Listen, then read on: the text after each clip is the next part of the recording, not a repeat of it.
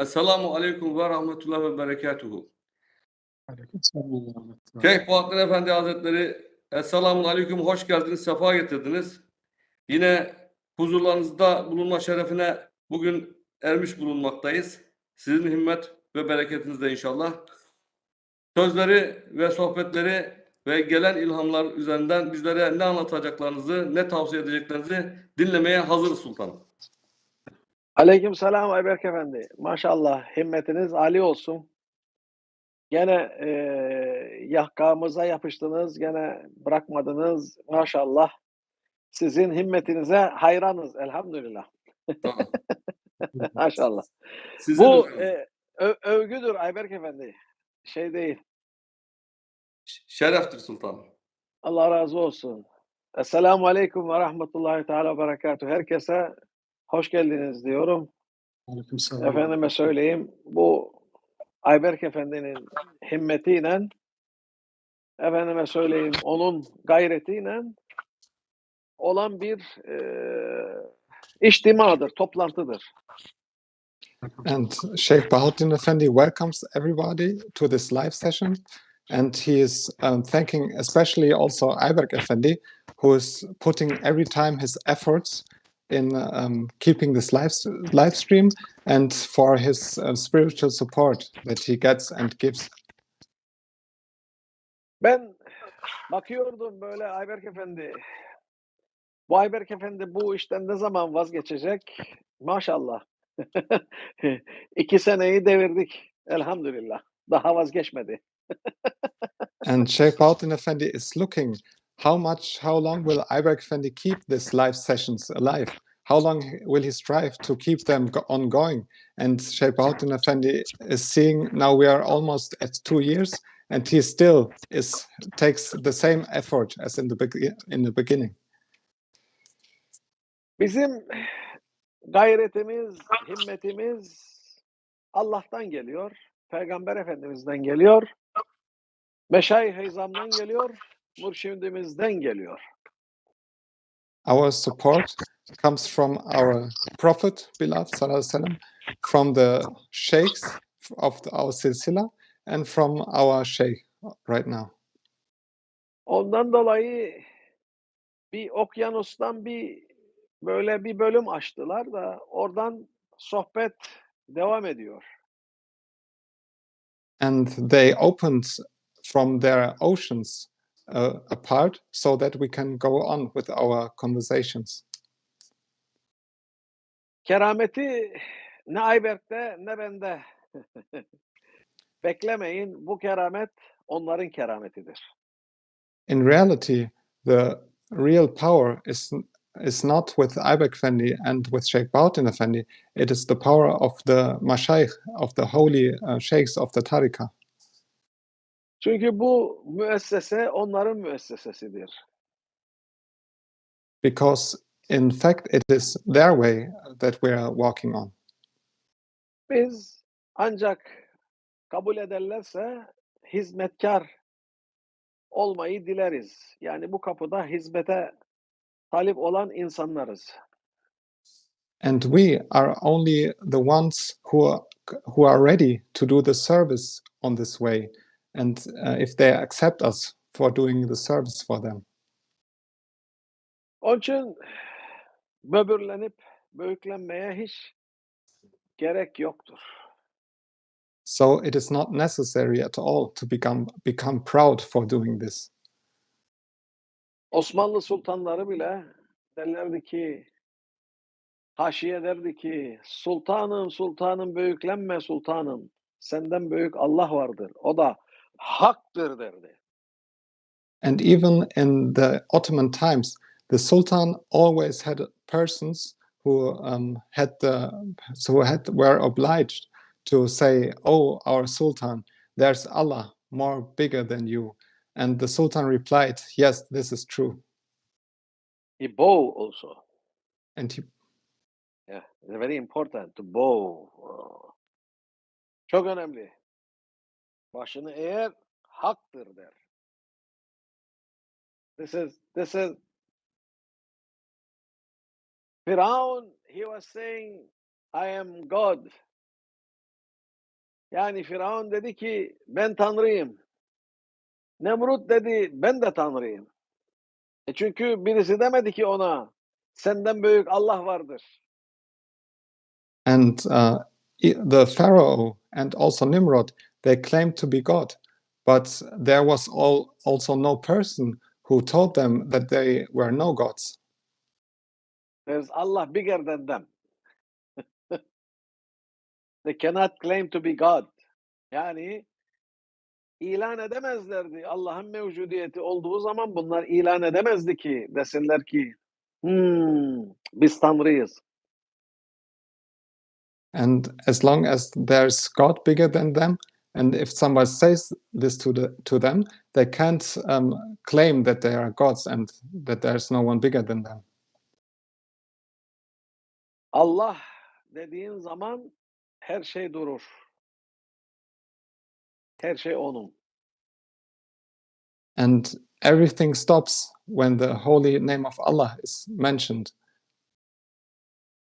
There is nothing greater than him. Allah dedim mi bitti. Bizim zaafımız, insanoğlunun zaafı nefsiyle amel etmektir. And our aim is of our we are weak servants, we are weak humans, and our aim is to do works with our weak ego. Our weakness it is our ego.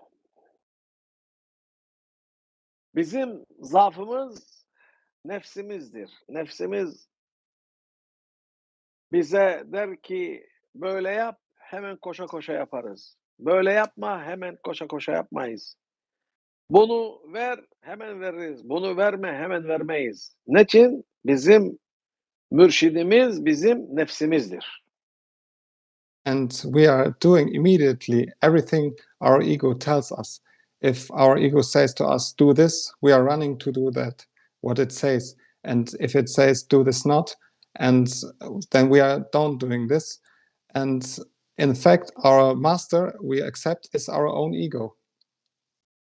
Onun için tarikatlıyla tarikatsız arasındaki fark çok büyüktür. And that is why the difference between one who is in a tarika and of one who is not in a tarika is very big. Çünkü tarikatlı ne kadar da nefsi varsa içinde ama onu fark etmiş oluyor. And the one who is in the tarika, no matter how big his ego is, he will recognize it. Çünkü görünen düşman artık tehlikeli değil, görünmeyen düşmandır tehlikeli. And that's because the enemy that you can't see, he is the dangerous one for you. But the enemy you can see, he is not that dangerous anymore. Burada herkes nefsiyle muamele ettiği için nefis içeride saklıdır. O da insanın düşmanı zaten. And because everybody is acting out of the motivation from their egos, they can't see it, and it is hidden inside of them.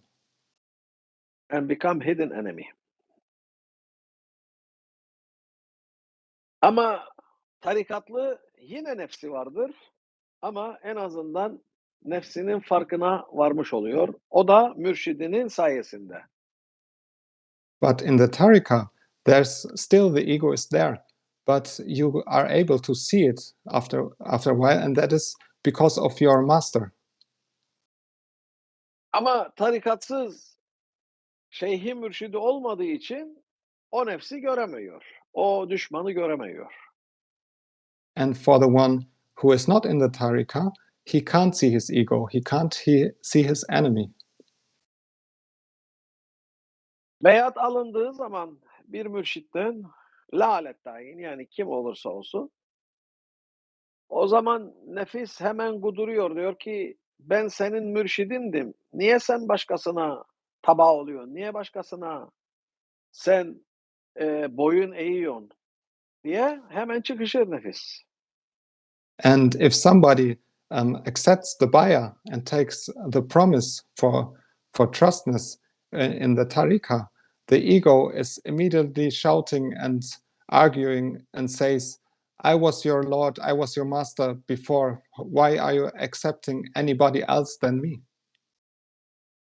Bu mühim meselelerden bir tanesidir. Yani bizim her zaman üstünde durmamız gereken meselelerden bir tanesidir.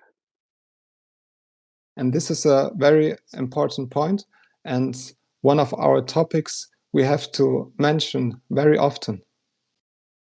Onun için şimdi demeyin ki tekrarlıyor sohbetleri. Hayır, bu tekrarlama değildir, bu hatırlatmadır. So don't think that the conversations here are repeating always. No, in fact, it is a reminder every time. Çünkü Peygamber Efendimiz sallallahu aleyhi ve sellem ona emir geldi. Ey Habibim, Kur'an-ı Kerim'de diyor ki fezekkir inne zikra tenfa'ul mu'minin. Diyor ki ayet-i kerimede ey Habibim sen hatırlat. Çünkü hatırlatma müminlere yarar getirir. And it is a holy verse from the Quran that was sent to our holy prophet Muhammad sallallahu alaihi wasallam, where Allah says, "O Prophet sallallahu alaihi wasallam, remind the people, because to remind the people will be for their benefit." Bu önemli meselelerden bir tanesidir ki bir gün Şeyh Baba bir sohbet ediyordu ki bir sivri akıllı dedi ki ey şeyhim bize hep nefisten bahsediyorsun. Hep nefis sohbetleri yapıyorsun. Başka bir şey de söylesene bize. Başka bir sohbetler de versene bize. Bir yorumda bulundu Şeyh Efendi Hazretlerine. And there was one day when somebody who thought he was very intelligent of himself came to Sheikh Nazim and he said, "Oh, Sheikh Nazim, Maulana Sheikh, you're always talking about the ego. Every time ego, how to treat the ego. And please, can you talk something else? You're talking every time the same topic." Şeyh Efendi Hazretleri güldü. Geçiştirdi. Bir fazla yorum yapmadı. And the answer of Sheikh Nazim was he only smiled, and this was the reaction of him. He did nothing else at the first step. Git zaman gel zaman o adamla buluştuk. After a long time we meet up with this man. Buluştuk. Minbere çıktı, hutbe verdi. O da iyi bir hatipti yani. Böyle hitabesi de iyiydi.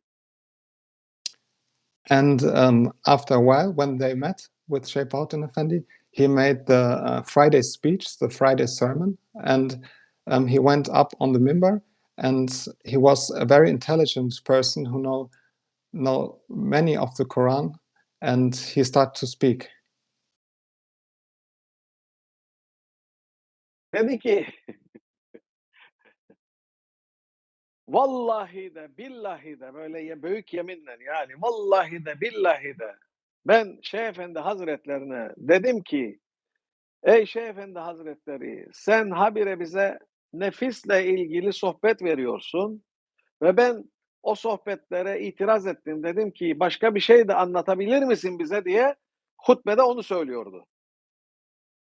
And in his sermon, he told about this happening with his meeting with Sheikh Nazim, where he asked Sheikh Nazim, "Oh, Sheikh, you are telling always about the ego, and can you tell something else about the ego?" something Dedi different. ki ne kadar yanlışım Şeyh Efendi soruyor. Ne kadar yanlışım Şeyh Efendi hitap ediyor. And Şeyh Efendi Hazretleri çok yanlıştım ben beni affet dedi. Aynen böyle. and he had to recognize that he was wrong all the time. He said, Sheikh Nazim, please forgive me. I was wrong all the time. I was not understanding. Sen bu nefis için ne dediysen az bile, çok az, daha fazla söylemen daha iyi olur dedi. Ben yanlışım dedi. Nefsi bitirmedikten sonra diğer ilimlere geçmek mümkün değil dedi. And he said, oh, it was even very low, very little what you spoke about the ego. The ego is so huge topic. You should have even spoken more about the ego. And the real knowledge can only start when we have managed to get along with our ego. İşte o nefis denilen mesele insanoğlunun en büyük imtihanıdır. Bütün insanlığın en büyük imtihanıdır.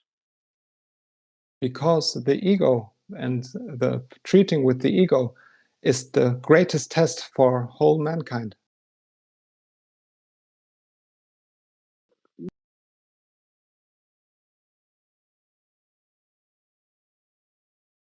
And Allah has given us this ego for a reason. Bu illaki bizim imtihanımız olacak. It is there to be a test for us. Şimdi imtihanı geçmek için belli başlı şeyleri göze almak lazım.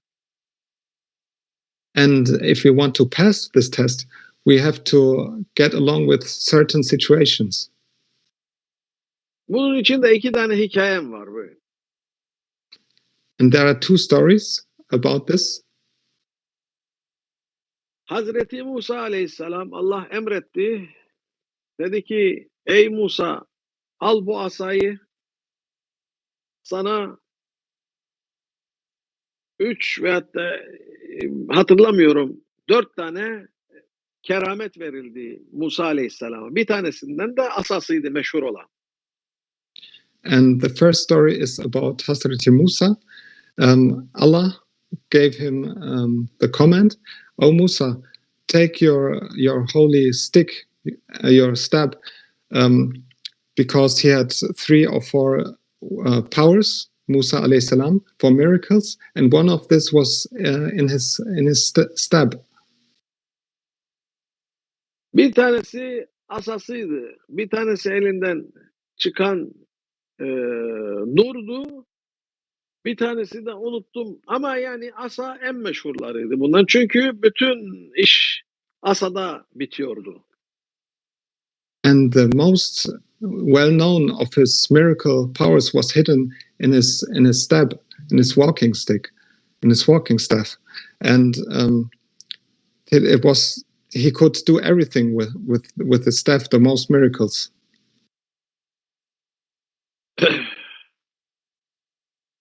Firavun'a gittiği zaman Firavun dedi ki ne cüretle geliyorsun huzuruma sen? And he came to the Pharaoh, and the Pharaoh asked, "Oh Moses, how dare you to come into my presence?" O da dedi ki beni gönderen yerleri gökleri yaratan Allah. Her şeyi yaratan tek Allah'tır. Tek Tanrı Allah'tır. And the reply of Moses was the following: I'm sent by the one who created heaven and earth, the only creator there is. There is no other creator. Bu it's make Pharaoh angry. Bu cevap Firavun'u kızdırdı. Ya diyor ki ben burada tanrılık iddia ediyorum da birisi geliyor. Senin tanrılığın yoktur da bir Allah vardır her şeyi yaradan diye. Nasıl olur bu? Orada nefis çıktı. Firavun'un nefsi çıktı ileriye. Bak burada nefsi görün. And there was the ego shown of Pharaoh in this story, because not even that somebody came and denied that Pharaoh was a god. No, he even claimed that there was another god than him who is much greater than him. And this is a big example how the ego showed off from the Pharaoh. Şimdi nasıl olur dedi. Bak diyor, bu nehirler benim ayaklarımın altından akıyor. Bu kullar benim kullarım. Bu altınlar benim altınlarım. Bu zenginlik benim zenginliğim. Benden daha büyük bir tanrı var mı diye cevap vermiş Hazreti Musa'ya. And the reply of the Pharaoh was, I have so many servants, I have so much wealth, I have so many slaves and so much gold. And you, how can you say that there's a God greater than me?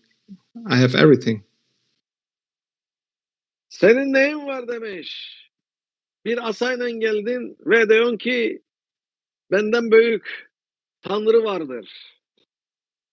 So what do you have to show up? You only come with your staff and claim that there is a God who is greater than me. Haline bak diyor, perişan. Bak benim halime. Ben kral, sen hiçbir şey. Bir de diyorsun ki senin tanrın benden büyüktür. Bak haline diyor, bir de benim halime bak demiş. And Pharaoh said, so look at your state. It's just ridiculous. I'm the king and you're nothing here with your staff. You come here with claiming there's a God, but look at you, you have nothing, you're nothing. Demiş ki benim bu serçe parmağımın işaretimle senin ve kardeşinin başını uçurmak bir hiçtir demiş. And Pharaoh said, only with a hand sign of me, I can make your and your companions' head to go off your necks. Bütün kavmini bile temizlerim ben demiş. I can also clean all of your tribe out. I can wipe them out. Nefis, Firavun'un nefsi iyicene çıkmış dışarıya. Kabarda kabar böyle çıkmış, doldurmuş, bütün salonu doldurdu. Nefis bu. And the ego of Pharaoh grew higher and bigger, and it filled up the whole room. That is the ego. Demiş ki, hani görelim bakalım demiş. Senin tanrını bak, ben mevcudum. O hanidir, görünmüyorum diyor. And so let's show me your God. What can he do? And you say, I can't see him, so show me something of him. Musa aleyhisselam demiş ki, benim tanrım o kadar büyük ki normal göz göremez onu demiş. And Moses replied, my God is that great and that big that the normal eye can't even see him. Nerede dedi, göklerdeyse bir dürbün yapalım da bakalım, oralarda oturuyorsa bir görelim bakalım demiş. And the Pharaoh said, if he is that big and sits in the sky, we can look up to the sky and can see if he's there. Alay etmiş Musa aleyhisselamdan. Bir alay etmiş, sorma gitsin. And he made jokes of Moses, and didn't take him serious. Orada bir tane Firavun'un akrabalarından iman sahibi bir zat oturuyormuş orada. And in the same room, there was sitting also a relative of the Pharaoh. And he had belief, yes. Demiş ki, yahu bu adam size bir şeyler anlatmaya çalışıyor. İyi bir şey anlatmaya çalışıyor. faydalı bir şey anlatmaya çalışıyor. Niye buna bir kulak dinlemiyorsunuz bu adama demiş. And this man that sat there in the same room said, the believing man said, there's somebody came here who tried to say something useful for you, something good for you, and why don't you take him serious? Why are you not listening him? Burada boşuna gelmiş bir adam değildir. Canını önünüze koymuş yani. O da biliyor ki siz bunu çok rahatlıkla öldürebilirsiniz. Ama o hiçbir şeye şey yapmamış ve gelmiş sizin huzurunuza faydalı bir şey anlatmaya çalışıyor. Niye bunu reddediyorsunuz demiş. And the man said also, this man came here knowing that of the danger that he is facing by telling there's another God. And why should he do this? He knows that it can cost him his life. Why should he come to you? We should take him serious and should listen to him at least. Yani bu kadar cesaretle gelmesi demek ki bir altı dolu yani. Bu boş bir adam değildir demiş. And that he came here, that brave, that means that there is something behind this man and he came here for a reason. O saat Firavun'un egosu, nefsi daha da fazla patlama yapmış. Böyle bir şey olmaz, olmaması lazım. Ben bu adama ne inanıyorum, ne itibar ediyorum, ne de hiç dediğine kulak asıyorum demiş. And these words of the wise man made the Pharaoh even more angry, and his ego became also more angry. And he said, I don't listen to this man, and I don't accept anything of what he says. Dedi, sende bir keramet olsa benim kölem olmazdın demiş. Sende bir kuvvet olsa böyle bana bu şekilde gelmezdin demiş.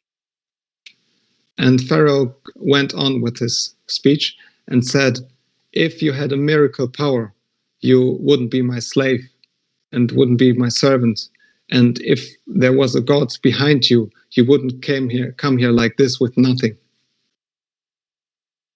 O saat elini cebine koymuş ve elini çıkarmış.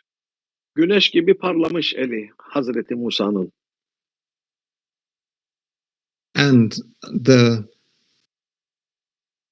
Moses took his hand in his pocket, and he took his hand out.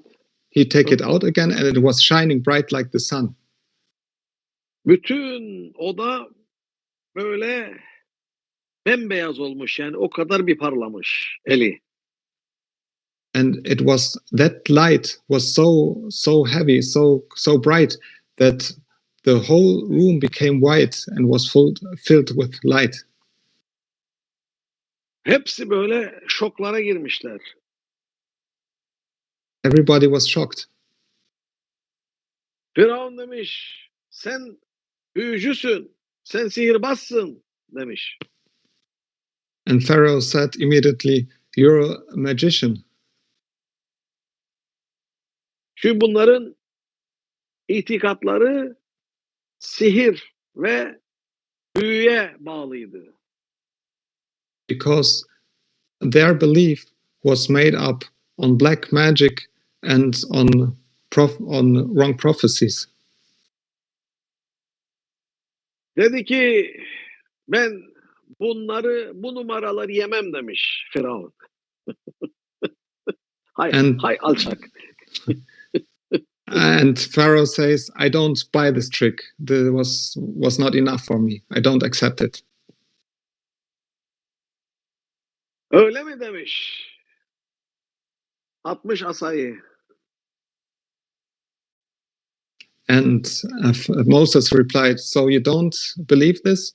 And then he threw his staff on the ground. Bir yılan çıkmış o asadan, bir yılan. Allahu Ekber. Gören baygınlık geçirmiş. Öyle bir heybetli, öyle muazzam. O Firavun şu böbürlenip bağırıp çağırıyordu. Egosuyla bütün salonu doldurmuştu. Şeyin arkasına kaçmış. O oturduğu koltuğunun arkasına kaçmış. Kurtarın beni diye.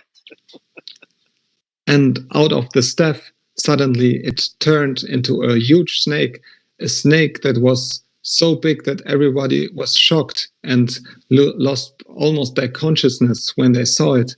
And the Pharaoh that was a little before was proclaiming with his ego, he was immediately feared and was hiding behind his throne. Sen büyücüsün, sen sihirbazsın, ben sana göstereceğim. Hep şeyin arkasından, koltuğun arkasından. And behind of his seat, behind of his throne, he shouted, you're doing black magic, and I will show you that you are not doing right." Askerler saldırın. Hiç kimse nereye saldıracak? Öyle bir heybet. Yılan böyle hıh yapıyor, hıh yapıyor, hıh yapıyor. Salon boşaldı, bir tek Firavun'dan yılan kalmış. And the Pharaoh shouted to his soldiers, "Come and take this man, put him away." And but they were so scared from this huge snake that they ran away themselves. And in the room, only the Pharaoh and the snake stayed. Koltuğun arkasından böyle demiş ki sen büyücüsün, sen sihirbazsın. İstersen benim sihirbazlıkları getireyim, senden yarıştırayım, göresin benimkiler daha kuvvetlidir. Ama böyle korka korka. Al bu yılanı Musa, al bu yılanı diyor. And fearing behind his throne, he still didn't accept and shouted, "Oh, you're doing black magic. I also have black magicians, and let's look who is the best of them, and let's make a competition with them." But he was frightened and hid behind his chair. Koruyacak kimse kalmadı. Ben tanrıyım diyor ama adam yok etrafta. And there was nobody left to save him anymore, because his men were all run away. Ama nefsinden de vazgeçmedi. Nefsi de diyor, "Oh, ben seni yenerim. Sen bu sihirle geldin bana. Ben seni yenerim." But he couldn't come over his ego, and he said, "I will win against you. I will win against you." Ha, ben daha güçlüyüm. Böyle titreye titreye. Ben daha güçlüyüm. And shaking out of fear, he still shouted, "I'm bigger than you. I'm bigger than you." Ha.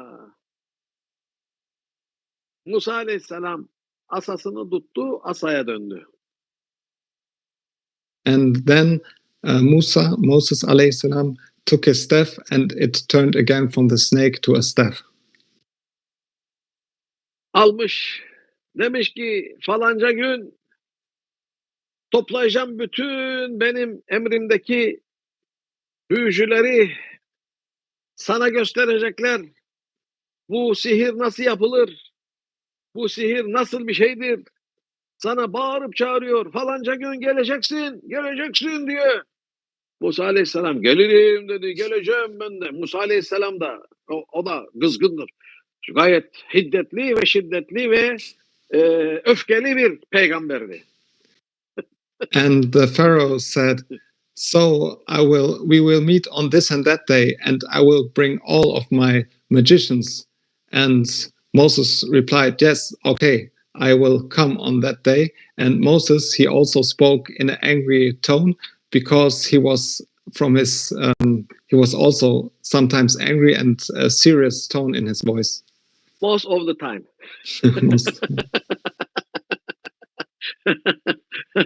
Ayberk Efendi, yani Musa Aleyhisselam'ın zamanında rast gelmedik diye şanslıyız. Çünkü çok sinirli bir peygambermiş.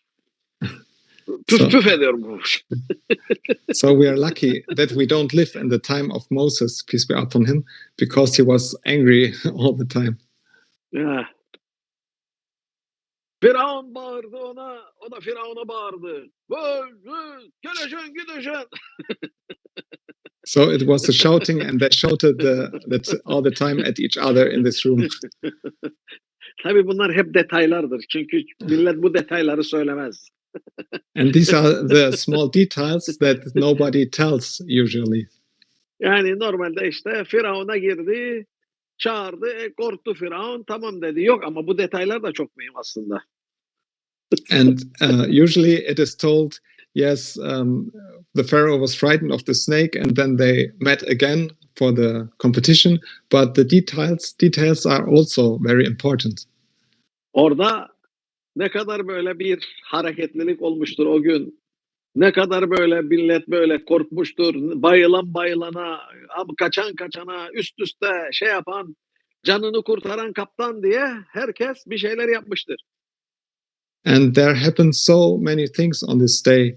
The people who were scared, who tried to save themselves from the snakes, how they run away, and how they tried to get in a safe place. Ne oldu o zaman? Bizim zamanımızda bir ürün satacaksın, reklam yapan, işte bu ürün şöyledir, bu ürün böyledir. Efendime faydası vardır, zararı vardır. Böyle bir reklam yaparlar, devamlı reklam kampanyası, bir şeyi tanıtsınlar diye. And it is like today that the people try to sell their product and say this is good for this illness, and like this they make reclam and try to sell it to the people. They make advertisement company to make this to be known. And that day, yani o günde de bu hadise büyük bir reklam oldu. Dediler ki falanca gün Firavun'un bütün sihirbazları ve efendime söyleyeyim Musa Aleyhisselam karşı karşıya gelecek. Bütün memleket işi gücü bıraktı ve bütün insanlar toplanmış. Hepsi, herkes. And this event that happened in that room was like the biggest advertisement. So everybody spoke about Moses will meet with the Pharaoh on this day, and they will have a magician battle. Everyone left their work, and everyone came for this event to see what is happening. Herkes diyor bak bizim Firavun tanrılığı ilan etti ama kendi koltuğunun arkasında saklanarak konuştuğu Musa'ya ne biçim tanrı ya bu demiş. Herkes böyle başladı, dedikodular da başladı. Memleket kaynamış. And the people started to speak about the event and said, oh, our Pharaoh claims to be a god, but how can it be that he is a god? What kind of god he is who hits behind his chair? And let's see what's happening then. Toplanmışlar işte bütün cemaat, insanlar, herkes gelmiş bekliyorlar. O Firavun'un bütün sihirbazcıları gelmiş. Hepsi eski sihirbazlar, hepsi yani usta, değiller yani. Demişler ki bu mu? Bakmışlar gayet normal bir adam. Elinde bir asa. Bu mu demişler yarıştıracak olduğun adam demişler. Firavun'a da kızmışlar yani demişler ki. And when the day came of the competition, Pharaoh had brought all the best of his magicians who were old and experienced and had their tricks with them. And when they saw Moses, they wondered what kind of competition is this? He has nothing in his hands, and he is a very simple man. They started to get angry even at the Pharaoh. Firavun demiş ki ben size güveniyorum demiş. Ben size medet veriyorum.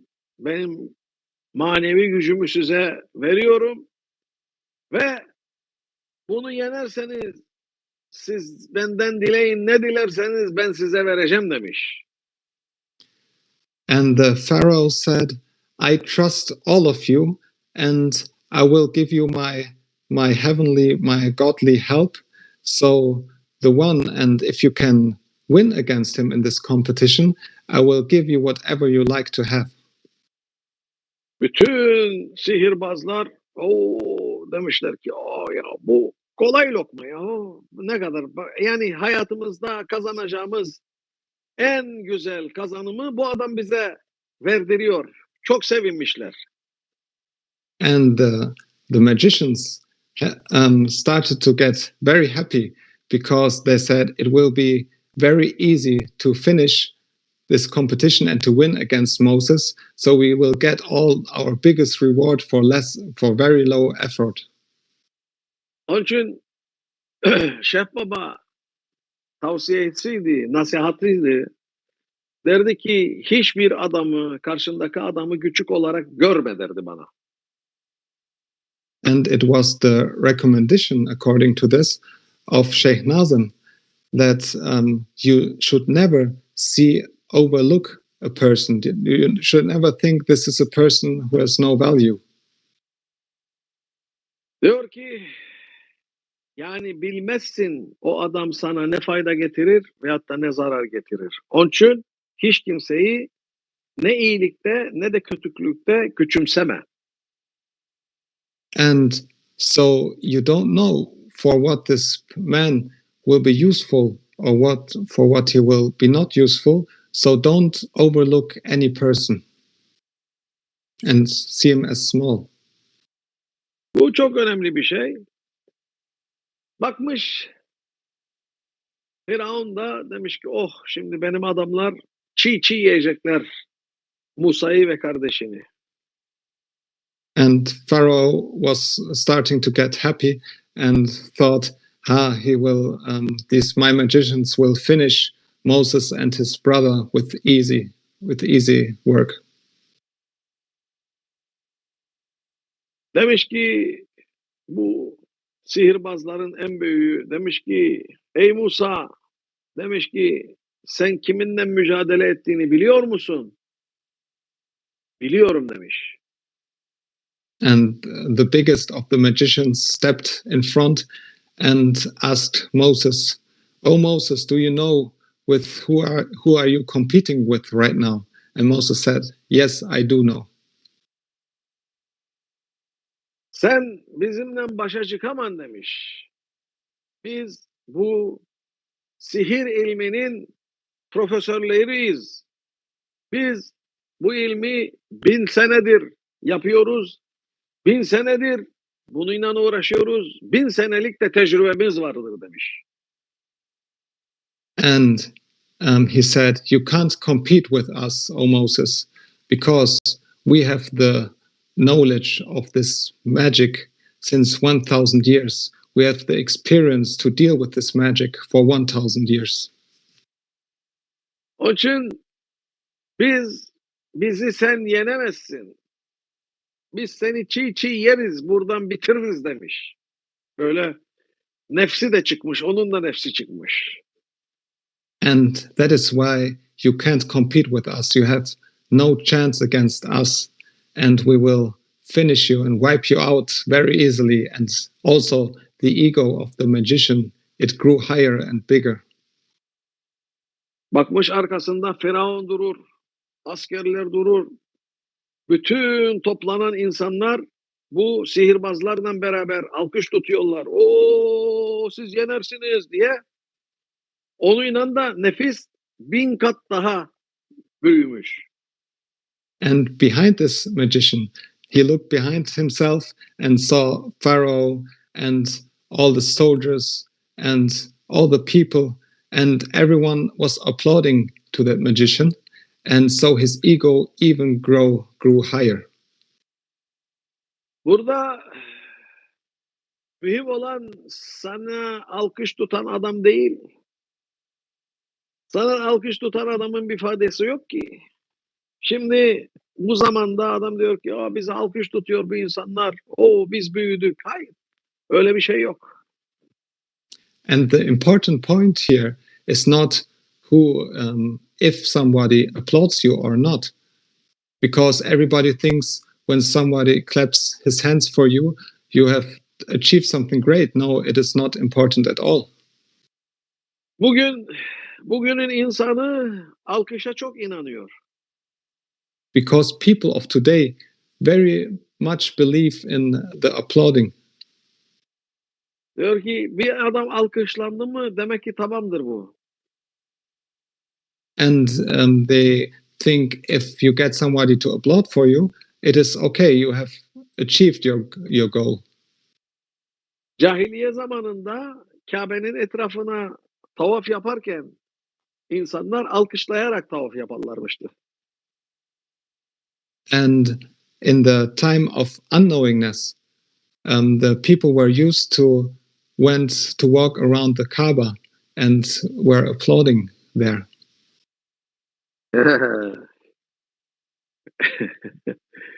Alkış sanki bir insanı yüceltiyor veyahut da bir insana bir makam veriyor diye o alkış gayet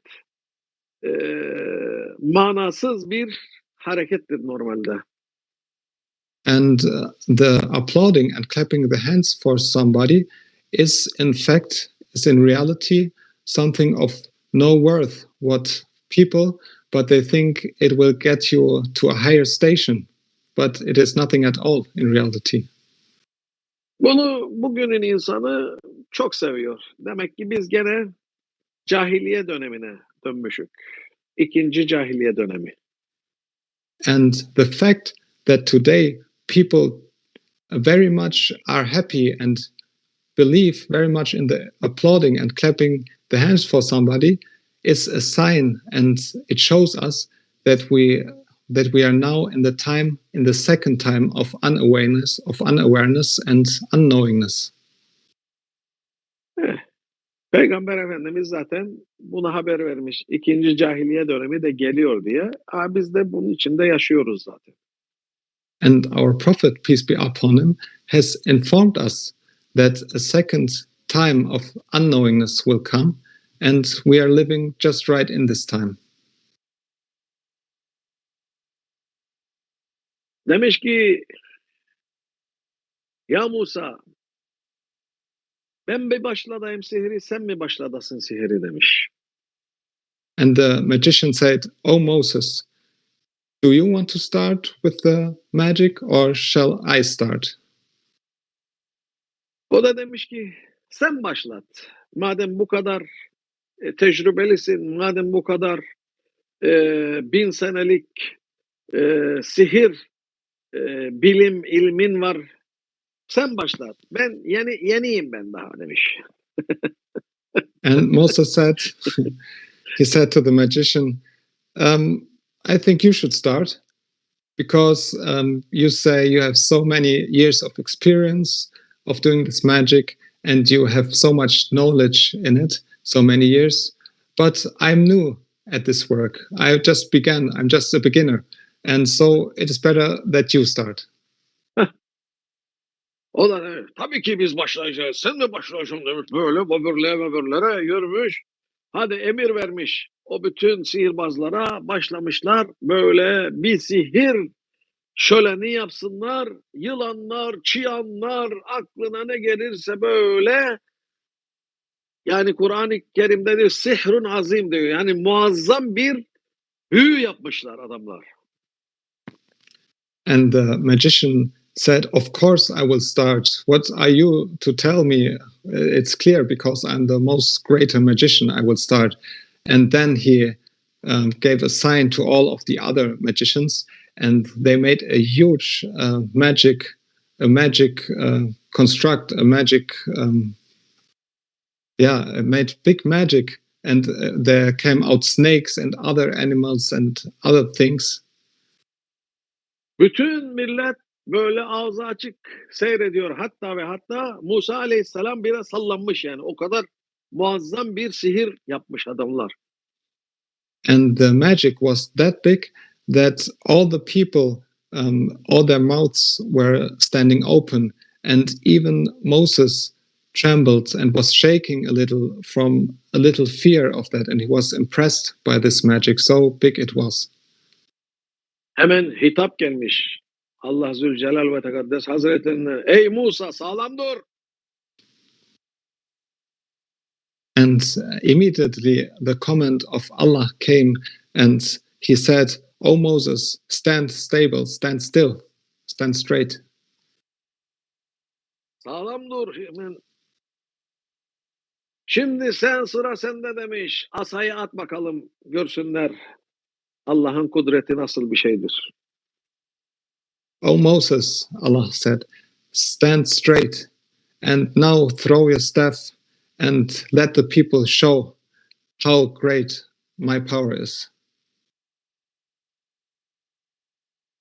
O sihirin içine atmış asayı. Fırlatmış. And Moses threw his staff into the crowd of the magicians. Ne kadar sihir varsa çatır çutur hepsini yemiş. O yılan bütün millet böyle kaça bir hal oluyor. Bağırışmalar, çağrışmalar. Böyle o yılanın heybetinden öyle bir dağıtmış ortalığı. Yine Firavun böyle titreye ya ne biçim sihir yaptınız bu gene sizi yedi demiş. And when Moses threw his stick into the crowd of the magicians, again a huge snake appeared out of the staff of Moses, and it began to eat all of the creations of the other magicians, of all of the magicians. And the people started shouting and were in panic, and they ran away. And also the Pharaoh was again in fear, in great fear. And the Pharaoh said, "What is this for a kind of magic that you're doing again?" O saat Musa aleyhisselam asasını tutmuş, yeniden asa olmuş. Bütün sihirbazlar secdeye kapılmış Musa aleyhisselama. And when Moses took again up the staff, it turned again into a staff, and all of the magicians went into prostration, into the sajda in front of Moses. Firavun bakmış bütün secdeler kendine değil Musa aleyhisselama. Çok sinirlenmiş.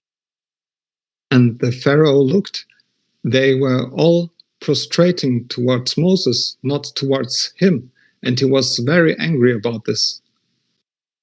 Ve bütün o sihirbazların başındaki herif adamlarıyla beraber demişler ki ey Musa biz sana inandık, Allah'a da inandık. Bizi senin Müslüman kavminden bizi yazdırıver lütfen demiş. Biz kabul ettik demiş. And the head of the magicians, with all of the other magicians, said, "O Moses, we believe you. We believe in your God. So please take us into your belief and let us be from you and let us be with you." Onu duyduğu Firavun iyicene sinirlendi. Bu sefer nefsi iyicene dışarıya çıktı. And after Pharaoh heard this, he became even more angry, and his ego was more visible than before. Ey büyücüler, ey sihirbazlar, benden korkun demiş. Nasıl siz iman edersiniz Musa'ya ben size izin vermedim demiş. And he said, "Oh, my magicians, how can you go and start to follow Moses and start to believe in Moses? I didn't give you the license to it. I didn't allow you to follow Moses."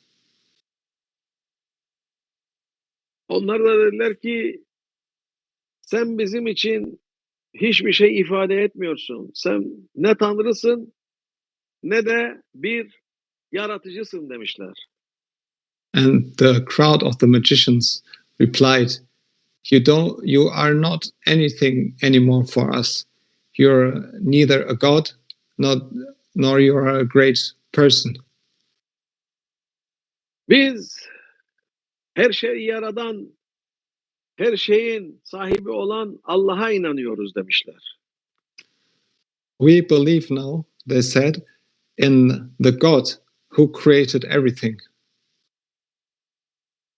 Demişler ki biz senin nefsine Tapmayacağız. Biz bizim nefsimizi de ittirdik. Onu da dinlemiyoruz. Biz artık esas ışığı gördük. Esas Allah'ı gördük. Allah'ın varlığına inandık. Yaratıcı tektir diye kabul ettik ve hiçbir şey bizi bu gördüğümüz şeyden geri döndüremez demişler. And they said, we don't bow anymore to your ego. And even we don't bow to our own egos anymore. And we want to put our own egos aside. And we want to follow the truth. We want to follow the true God and follow the true way of Moses now. Bu Firavun'u daha da sinirlendirmiş. Sen benim nefsime böyle nasıl hitap edersin diye daha da büyümüş nefsi. And Pharaoh and his ego became even more angry. And he said, how can you talk like this about me, about my ego? Who are you to talk like this about me? Artık bundan itibaren siz bana geri dönene kadar sizi eziyetleyeceğim, sizi çarmıhlayacağım, sizi öldüreceğim, bilim bilim parça edeceğim. Bana dönen bu eziyetten muaf olacak, dönmeyen de bu eziyeti görecektir demiş. And so Pharaoh said, who will leave me from this point? I will give him very big oppression. I will follow you. I will hunt you, and I will kill you also. But those who come to me again, they can stay with me. But who turns his back to me, he will face great oppression. Dedi ki o büyücülerin başı demiş ki ne istersen bize yap. Umurumuzda bile değil. Çünkü biz hakiki imanı bulduk ve geri dönmüyoruz demiş. And the head of the magicians said, do whatever you like to us, because we have now found the true belief and we won't turn from this belief anymore. Bu şeyi gösteriyor. Firavun'un ne kadar büyük nefsi ve büyük nefisli olan insanlar nefislerini küçüldüp Allah'a gelmelerini gösteriyor. Yani bu çok ibretli bir hikaye. And this story shows how the ego of the Pharaoh grew up and how Allah makes every ego of the oppressors of such persons to become small again. Musa aleyhisselam bir hayli kerametler izhar etti Firavun'a ve her izhar ettiği keramette dedi ki Firavun ben sana inanacağım. And Moses showed very miracles to the Pharaoh, and before every miracle, Pharaoh said to Moses, if you can do this, I will believe in you and your God. Öyle şeyler geldi ki bu Firavun'un kavminin başına ve hepsinde demiş ki sen bizi bundan kurtar biz iman edelim. Sen bunu bizden kurtar biz iman edelim. Her kurtarıldıkları zaman o sen büyük sihirbazsın diye kendi nefsiyle hitap ediyordu Firavun Musa aleyhisselama. And there came so much punishments of the tribe and of the people and on Pharaoh and on his people. And every time they were under these punishments and diseases, Pharaoh said, oh, Moses, take this away from us and we will believe you. And Moses took them away. And after this, Pharaoh said, no, you're just a magician. We don't believe in you. Bu işin vahametine, işin ne kadar kötü olduğuna, işin nefsin hiçbir zaman Allah'ı kabul etmediğini bir işaretidir. And this story shows us that the ego will never accept Allah Almighty as his God. Çünkü nefis kendisi hükmetmek ister. Nefis kendisi her şeye sahip olmak ister. Nefis kendisidir ki der ki yok ben şeyi kabul etmiyorum. Allah'ı kabul etmiyorum. Benim Tanrı diye her nefiste vardır bu.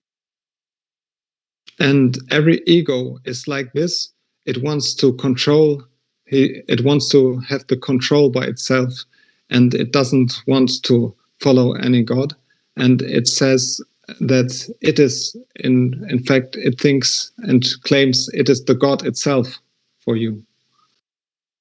Bundan dolayı bugünkü sohbetimiz tam nefis ve nefsaniyetin getirip götürdüğü mesele üstünden açılmıştır. And this is this conversation of today is about how the ego works and the reasons of the ego, how it grows and what it makes what it is. Onun için Hazreti Davud Aleyhisselam demiş ki ya Rabbi beni nefsimle imtihan etme demiş.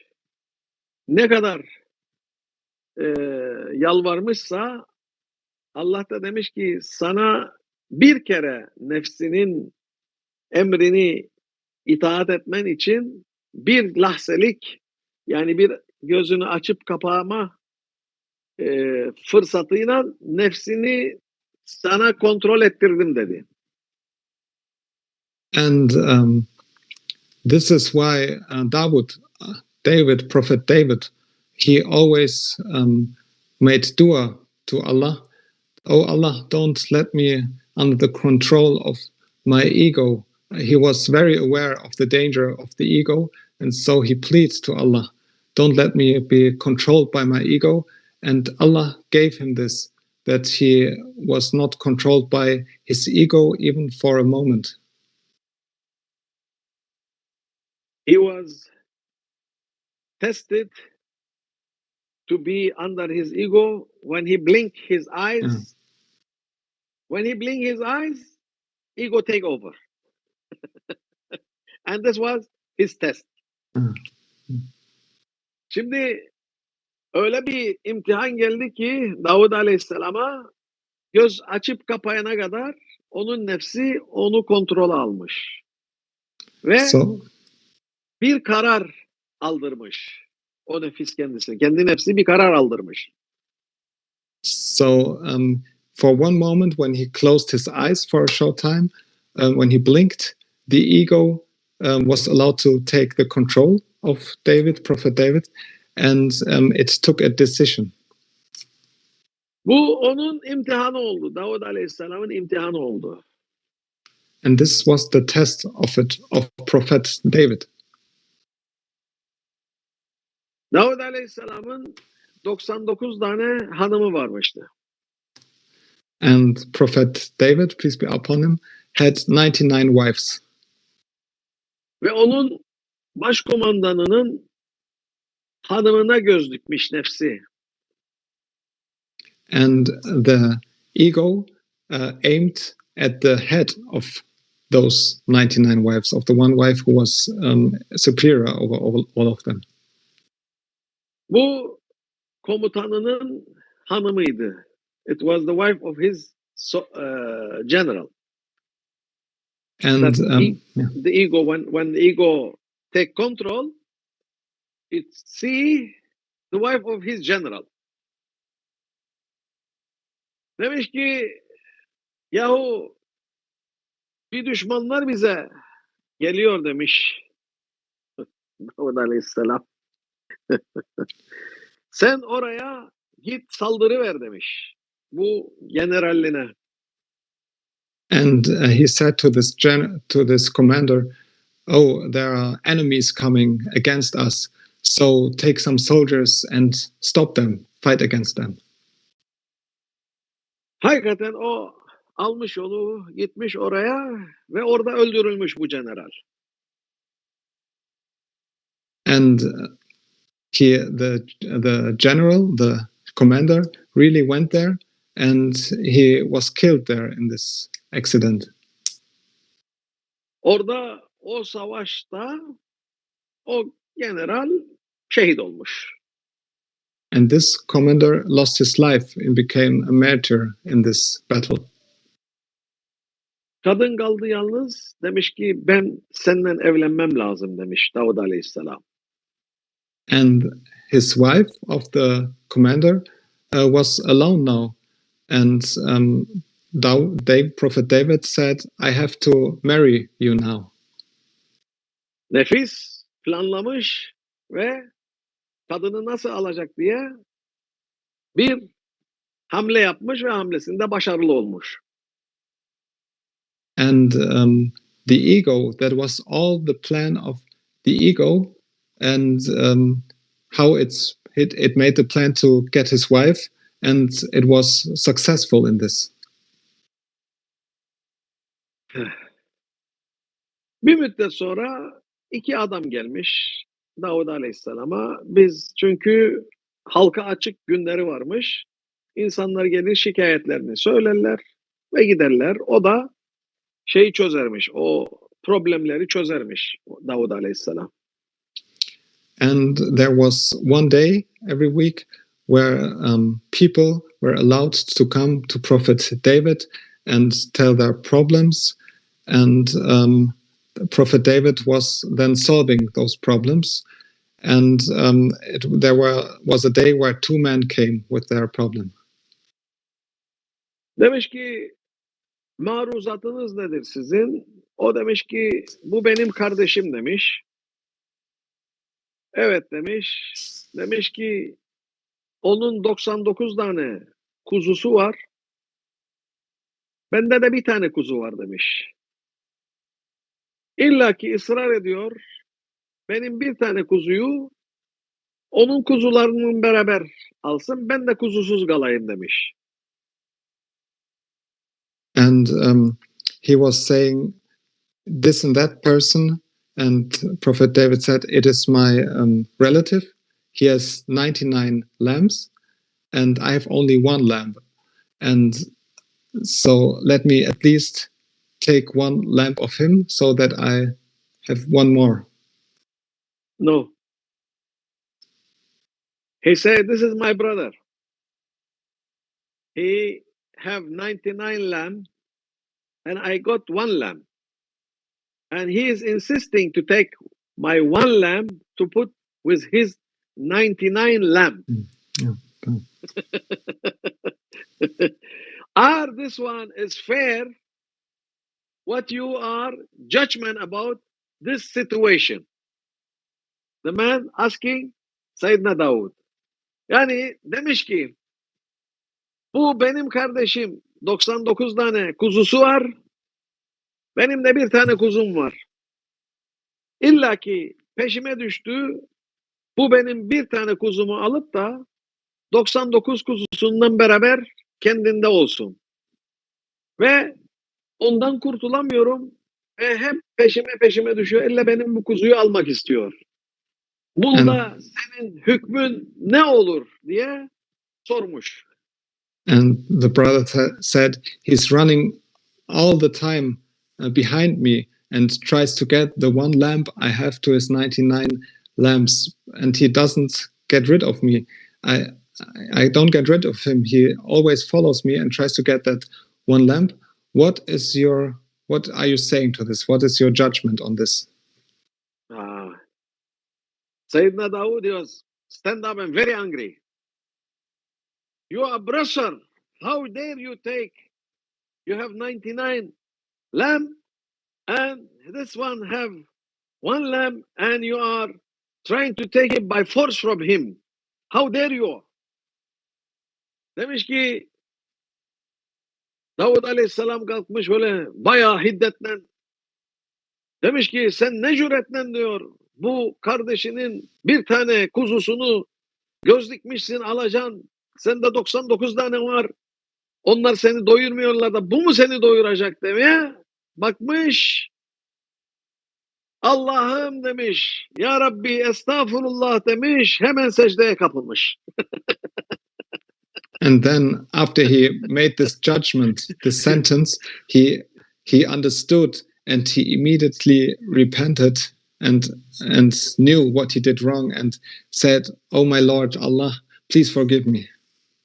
Çünkü ben nefsime uydum ve bu nefsime uyduğumdan dolayı öyle bir hale geldim ki bak benim en yakınım olan kardeşim saydığım benim başkomutanımı öldürtmek için savaşa gönderdim. Onun kuzusunu almak için nefsin haline bak demiş. Ne kadar kötü bu nefis.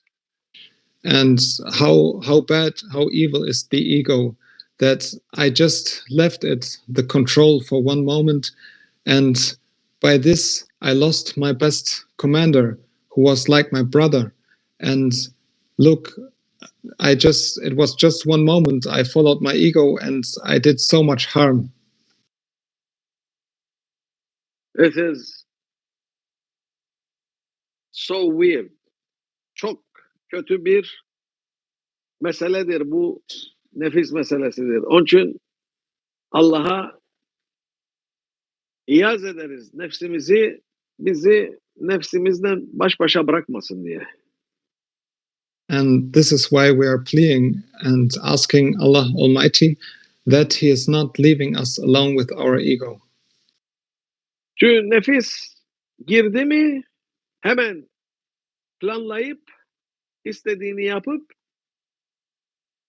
ondan sonra da ben karışmıyorum diyor. Ben bir şey yapmadım diyor. Because the ego is like this, it's immediately making a plan and bring it, if it gets the control even for one moment, and bringing it into action, and then afterwards says I don't have nothing to do with this. Do whatever you like out of the result of this action. İşte onun için nes'alullah lütuf. Bu Allah'tan niyaz ederek ki bize lütuf gözüyle baksın ki biz de nefsimizden fazla iş gütmeyelim. So we are asking Allah Almighty to look at us with His eyes of mercy, so we don't have that much trouble with our egos. ومن الله التوفيق بحرمة الحبيب بحرمة الفاتحة.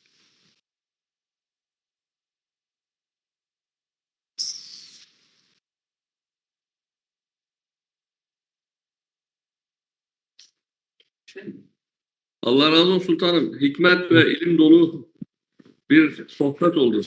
Yani hakikaten tam tespit, tam teşhis, verdiğiniz örnekler de yani tam tamına yani yerine oturdu. En önemli noktada mağrulanma ey nefsim senden büyük Allah var diye bizim de aynı şekilde kendimize söylememiz lazım diye düşünüyorum. Şimdi Ayberk Efendi hakikaten yani koskocaman Salatini Osmaniye yani bunlar dünyayı hükmetmiş 3 milyon 500 bin kilometrenin sahibi insanlar, her türlü hükümdarlıkları, her türlü zenginlikleri, her türlü güzellikleri, her türlü efendime söyleyeyim zirveyi görmüş insanlar ne diyorlar? Padişahın büyüklenme, senden büyük Allah vardır. O da hemen başını eğiyor. Haktır, haktır, haktır diye söylüyor. Yani bu çok mühim mesele. Demek ki nefsini bilen Allah'ı bilmiştir. Nefsini bilmeyen Allah'ı bilmez. İşte hikmeti çıkıyor o sözün sultanım. İşte çünkü bizim aslında maalesef örnek bakacağımız Yüce Osmanlı var. Bak Yüce Osmanlı diyorum. Hiç kimse o Yüce Osmanlı'nın osunu bile telaffuz etmiyor bugünlerde. Ne hükümetinde, ne insanında, ne bürokratında, ne de efendime söyleyeyim bayrağında, ne de bilmem nesinde hiçbiri Osmanlı'nın bir çıngı örneğini almış değildir yani bu zaman insanı. And Ayberk Effendi is saying that these words were very, very wise of Sheikh Bahauddin Effendi, and they were really in place. In special, the sentence was impressing Ayberk Effendi, that he says, we also have to say to that, oh, our ego, don't become that big, because Allah is bigger than you. And Sheikh Bahauddin Effendi said, yes, even in the Ottoman Empire, it was such a huge empire.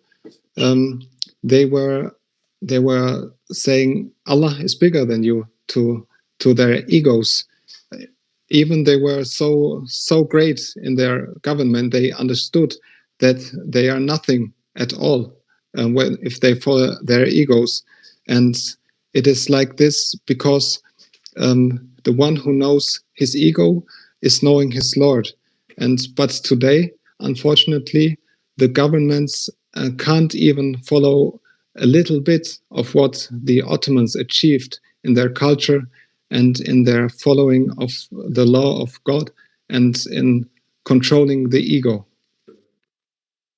Bir tek kibir, kibir, kibir, kibir, kibir, kibir. Neye kibirleniyorsunuz ya? It is Kibirlenmek bizim ne haddimize? It is only pride what we are showing up, and envy. Who are we to show these up with? La havle ve la kuvvete illa billahil aliyyil azim. Yani bu kibirin sonu iyi değildir. And the end of pride and envy are never good. Allah diyor ki ey kulum kibiri ben sevmiyorum diyor. And Allah says, I don't like the proud ones. Musrifi hiç sevmiyorum diyor. I don't like them at all. İsraf edenleri efendime söyleyeyim bugüne bakıyoruz yani hiçbirinde hayır kalmadı. And Allah doesn't like also the wasteful ones. But today everybody is wasteful if we look. Şimdi bereket yok, mal çok. Now there's no blessing, but everybody has everything. Bereket yok, para çok. No blessing, but much money. Bereket yok, hiçbir şey tadı tuzu yok. No blessing, and everything has no taste anymore.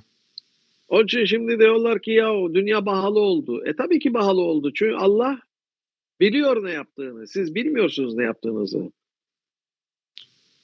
And now we are saying everything become that expensive, and Allah exactly knows what He is doing, but we don't understand. Biz bugün hepimiz terbiye altındayız. Allah hepimizi terbiye ediyor. And Allah is giving us a lesson and is educating our egos right now. Bu terbiye sonu gelir mi gelmez mi bilmiyoruz. Yani bizim sonumuz olur mu yoksa bunu geçebilir miyiz? Yani insanlığa söylüyorum. Bilmiyorum.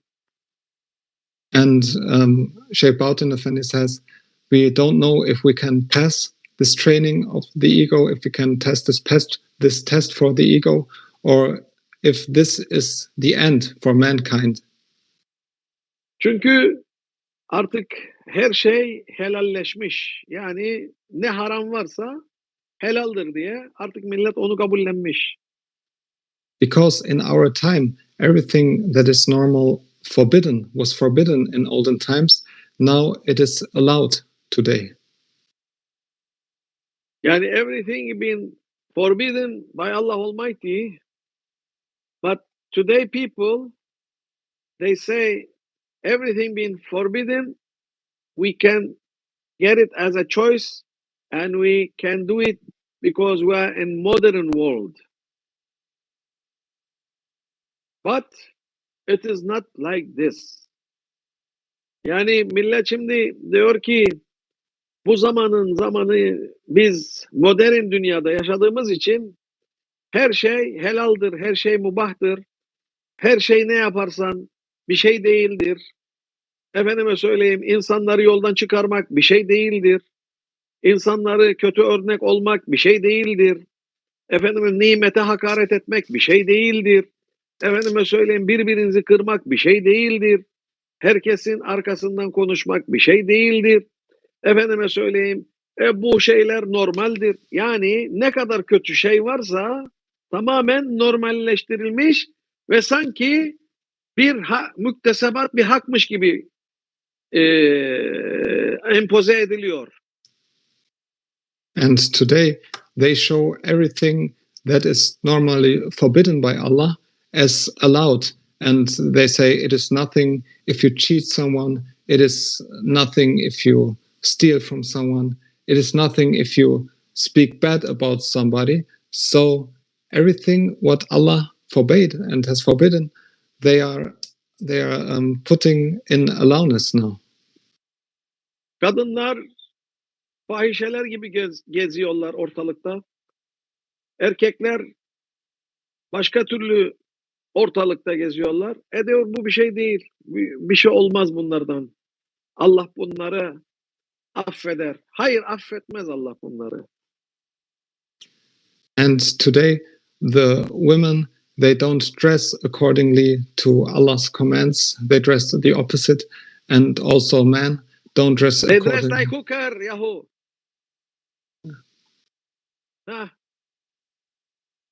Now you see the women, they dress like hooker. And Allah Almighty never be happy with this one. And He's not happy with the gays also.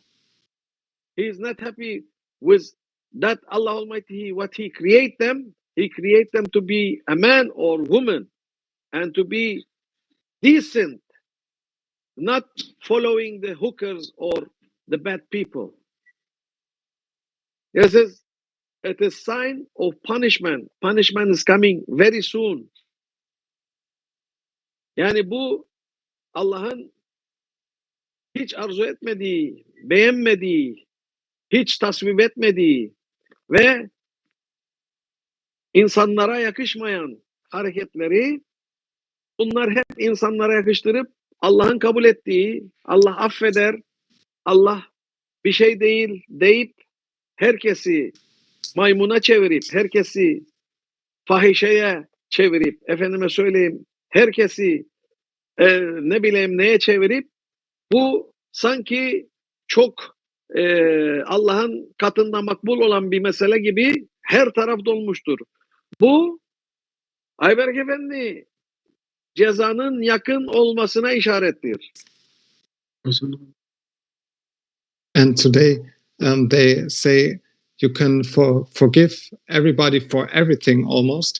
And you can dress like monkey, you can do whatever you liked. And they say it is allowed. But for this, the punishment is very near and is coming upon mankind. Bizden söylemesi, ama söylememiz de bir fayda etmez. Çünkü gazap gelecekse ne Ayberk sen bağırsan ne de ben çağırsam önünü kesemeyik. And this is the words what Sheikh Bahauddin Effendi says, but to remind us, but if Allah wants to put a punishment on the people, nobody's words can change it. And if it should come, it will come. Ondan dolayı Estağfurullah lazim ve tuğbu en az 100 kere günde yapmak artık şarttır. And out of this reason, it is now obligatory for everybody to say every day 100 times Estağfirullah lazim ve tuğbu ileyh. Çünkü Lut kavmi bir küçük kasabaydı. Ve onlara ceza geldi. Ama bugün Lut kavminin kasabası bir dünya oldu. Onun için dünya bu gazaba hazır olsun. And there was the tribe of Lot. It was only a handful of people compared to the world today, and the punishment of Allah came upon them. But today, it is not only the tribe of Lot where the punishment will come upon, but it will come on whole mankind, and people have to be ready for this. Hadis-i şeriftir. İzabteleytu bil maasi festetiru. Demiş ki Peygamber Efendimiz demiş ki Allah bir kuluna bu hastalıkları verirse, yani bu bela gibi gelir. Yani o iyi bir şey değil. Onun böyle bir hastalık geldiyse birisine diyor, sitr olması, Allah onu sitreder diyor. Yani şimdi ama çıkıp da şimdi artık aleni bir şekilde bırak aleniyi, seni de çekmek, onu da çekmek, herkesi çekmek gibisinden olduğu zaman o çok büyük günahtır. And if to someone comes a illness, it means that it can mean that he has done a wrong thing. But the most worst thing is to drag somebody else to do worse and wrong things. Evet Ayberk Efendi. Sultanım, son içinde bulunduğumuz durumu Allah razı olsun son derece güzel yorumladınız. Ve herkes ne ekiyorsa onu biçecek. Nasihat dinlemenin, ne diyorlar? Nus ile uslanmayanı etmeli tektir. Tektirden anlamayın, hakkı kötektir. O kadar. Allah'ın da köteği geliyor yani. Ya Latif. Ya Latif. Ya Latif. Yani onda şey yok. Yani bu kadar nasihatlar ediliyor. Siz bu kadar şeyden nasihatlar ediyorsunuz, şeyhlerimiz ediyor. Dünyada artık doğru dürüst kim kalacak, bunlar hepsi nasihat ediyor. Kim kulak veriyorsa kazanacak. Kulak vermeyen gidecek. Yani vaktin de artık içinde olduğunu gösteriyor. Çok sağ olun sultanım. Allah razı olsun. Allah razı olsun. İnşallah haftaya görüşüyoruz.